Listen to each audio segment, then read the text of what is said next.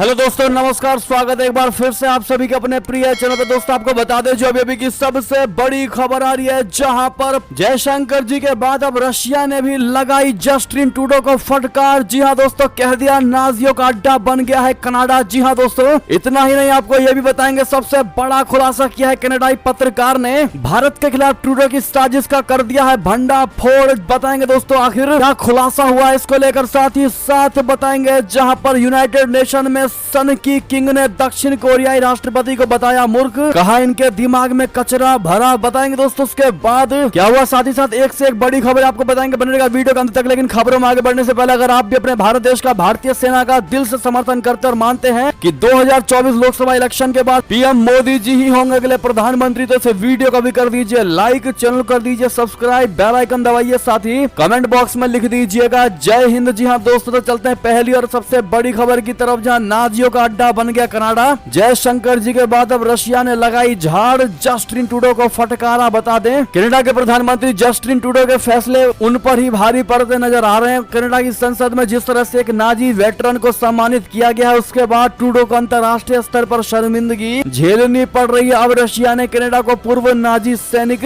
को सम्मानित करने पर फटकारा है, जबकि इससे पहले संयुक्त राष्ट्र महासभा में भारत के विदेश मंत्री जयशंकर जी ने भी कनाडा को जमकर सुनाई थी। जयशंकर जी ने कहा था कि कनाडा आतंक के सुरक्षित पनाहगार बन गया है। इसी तरह से रशिया का कहना है कि कनाडा नाजियों की जन्नत बन चुकी है। कनाडा के हाउस ऑफ कॉमन्स के अध्यक्ष एंथनी रोटा ने 98 साल के यारोस्लाव हंका को वॉर हीरो करार दिया है। उन्होंने बाद में माफी मांग ली थी, लेकिन रशिया और कनाडा के इस कदम से नाराज हो गया है। जी हाँ, ओटावा में रशिया के राजदूत ओलेग स्टेपानोव ने कहा कि कनाडा को इसके लिए सफाई देनी ही होगी। ओलेग ने द्वितीय विश्व युद्ध के दौरान नाजी आर्मी यूनिट के लिए लड़ने वाले सैनिक को सम्मानित करने पर ट्रूडो की आलोचना की। स्पुतनिक की रिपोर्ट के अनुसार स्टेपानोवा ने रोटा की तरफ से उठाए गए कदम की निंदा की। उन्होंने इसके साथ ही कनाडा के विदेश मंत्रालय और प्रधानमंत्री ऑफिस से जवाब भी मांगा है। जी हाँ दोस्तों, अब ऐसे में भारत के विदेश मंत्री जयशंकर जी ने तो कनाडा को लताड़ लगाई थी बयान के माध्यम से, लेकिन दोस्तों अब रशिया ने भी झाड़ लगा दी है जस्टिन ट्रूडो को। इस पर आपका क्या कहना है दोस्तों, कमेंट में लिखकर अवश्य बताइएगा। लेकिन एक चीज तो क्लियर है, भारत से पंगा वास्तव में कनाडा को भारी पड़ता दिखाई दे रहा है और जस्टिन ट्रूडो को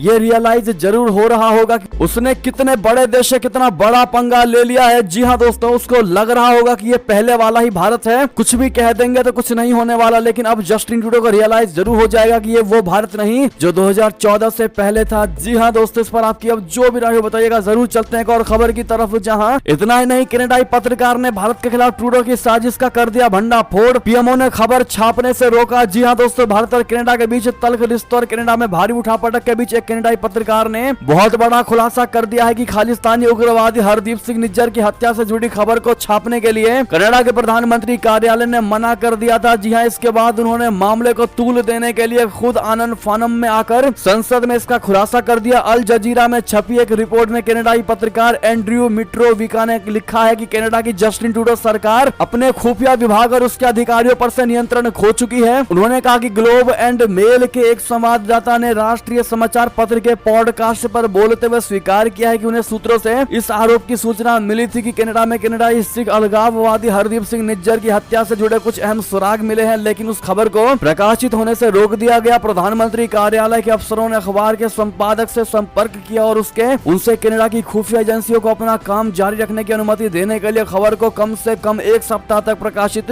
नहीं करने को कहा। यानी कि दोस्तों कहीं ना कहीं अब लगातार जो कनाडाई पीएम को लेकर, कनाडाई सरकार को लेकर बड़े बड़े दावे किए जा रहे हैं दोस्तों, और नए नए पोल खुलते दिखाई दे रहे हैं, नया नया काला चिट्ठा खुलता दिखाई दे रहा है जस्टिन ट्रूडो को लेकर। ऐसे में एक चीज तो क्लियर हो चुका है कि इसके पीछे कनाडाई सरकार ने बहुत बड़ी साजिश रची थी कि एक लाइन से एक तरीके से भारत को घेरेंगे। लेकिन अब जिस प्रकार से कनाडाई सरकार के हर एक करतूत उजागर हो रहे हैं, उससे उल्टा कनाडाई पीएम जस्टिन ट्रूडो ही घिर गए हैं दोस्तों। और पूरी दुनिया भी अब समझ चुकी है कि भारत को गलत तरीके से फंसाने की कोशिश की जा रही, तो इसके पीछे कनाडाई सरकार की बहुत बड़ी चाल थी। बहरहाल दोस्तों, ऐसे में एक भारतीय होने के नाते आपका जवाब तो बनता ही है दोस्तों जस्टिन ट्रूडो को, और वीडियो को जरूर लाइक करिएगा अगर आप भी अपने भारत देश का समर्थन करते हैं। तो चलते हैं अगली खबर की तरफ, जहां यूनाइटेड नेशन में सन की किंग ने दक्षिण कोरियाई राष्ट्रपति को बता डाला मूर्ख, कहा इनके दिमाग में कचरा भरा हुआ है। जी हां, उत्तर कोरिया ने रशिया के साथ सैन्य संबंध पर उसे चेतावनी देने को लेकर सोमवार को दक्षिण कोरिया की निंदा की और देश के राष्ट्रपति यू सुक येओल को एक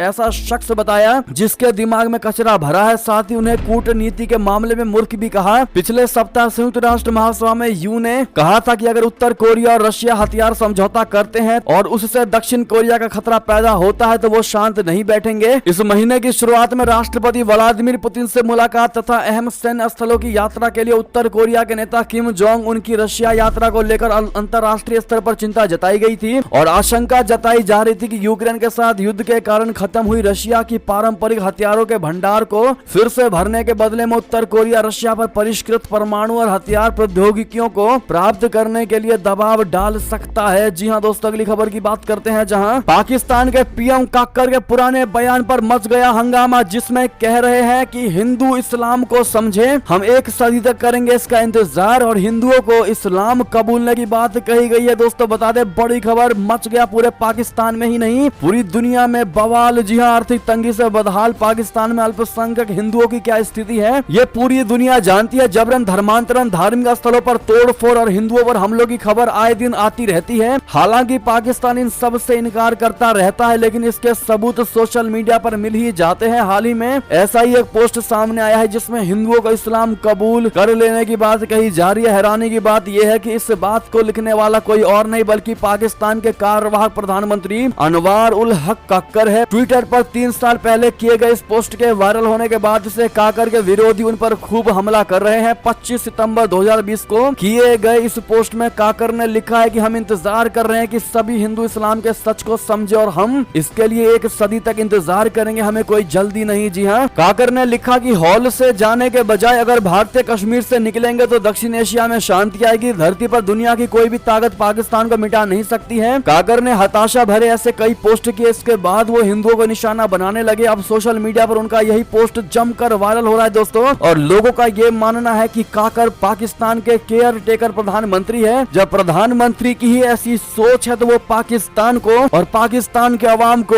यही सीख देना चाहेंगे और कहीं ना कहीं फिर एक बार पाकिस्तान भारत की नजर में उठने नहीं वाला और गिरता चला जाएगा और सांप्रदायिक दंगे होने के और भी ज्यादा चांसेस बढ़ गए हैं, प्रोबेबिलिटी बढ़ गई है। दोस्तों इस पर आपके क्या कहने हैं कमेंट में लिखकर अवश्य बताइएगा। लेकिन पाकिस्तान में अब तक जो भी सरकार आई है दोस्तों, यहाँ तक कि केयर टेकर प्रधानमंत्री भी आया है, तो वही सोच और वही विचार का। चलते अगली खबर की तरफ, जहां आज डबल हो गई अपने भारतीय वायुसेना की ताकत, मिल गया पहला C-295 लड़ाकू एयरक्राफ्ट। टेंशन में आया चीन, बता दें भारतीय वायुसेना की ताकत डबल हो गई है। आज पहला C-295 ट्रांसपोर्ट एयरक्राफ्ट औपचारिक तौर पर भारतीय वायुसेना में शामिल हो गया। रक्षा मंत्री राजनाथ सिंह गाजियाबाद के हिंडन एयरबेस पर एक समारोह में C-295 ट्रांसपोर्ट एयरक्राफ्ट एयरफोर्स को सौंपा। इसके साथ ही राजनाथ सिंह ने आज भारत ड्रोन शक्ति 2023 का भी उद्घाटन किया। इस कार्यक्रम के तहत स्वदेशी ड्रोन 2 दिनों तक अपना करतब दिखाएंगे। बता दें कि वायुसेना में C-295 एयरक्राफ्ट शामिल हुआ। रक्षा मंत्री राजनाथ सिंह ने वायुसेना को ये एयरक्राफ्ट सौंपे। 56 C-295 एयरक्राफ्ट इंडियन एयरफोर्स को मिले हैं। जी हाँ दोस्तों, ऐसे में भारतीय वायुसेना को आप लोग ऑल द बेस्ट जरूर कहिएगा। साथ ही साथ कमेंट में मोदी है तो हर चीज मुमकिन है कहना बिल्कुल भी मत भूलिएगा। दोस्तों बात करें एक और खबर की, जहां भारत नहीं अमेरिका में बनकर तैयार हुआ दुनिया का दूसरा सबसे बड़ा हिंदू मंदिर। अमेरिका के न्यू जर्सी में दुनिया के दूसरे सबसे बड़े हिंदू मंदिर का अगले महीने 8